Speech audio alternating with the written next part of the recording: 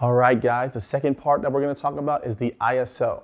This is very important. Some people get confused by it, but I think it's a very, very useful tool that you can use. And if you understand it, it can really transform your images.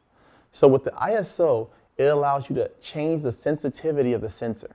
Some people have a hard time understanding what that means, so I'm going to try to change the way I say that. So instead of thinking of sensitivity, think about how bright the image is. It's the easiest way for people to understand. So by increasing the ISO, you're going to make the image brighter. So let's say, for example, I have ISO 100, which is considered low, right, for most cameras. The image is not going to be as bright as if I have the image or the ISO set to 1600 or 3200. So when would you want to use brighter versus darker, and what's the trade-off? Let's say, for example, it's dark at night, right? And you're at ISO 100 and the image is underexposed and it's too dark.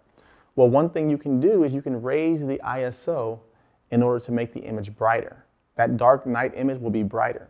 And so one of the trade-offs to this, though, there is a trade-off, is that as you go up in ISO, you're going to get something called artifacts or noise. And that noise can damage your picture or make it look really bad. So it's a trade-off, and we're going to do some examples outside for this as well, where we're talking about both the aperture and ISO. But first, we're going to talk about the third one, which is shutter speed.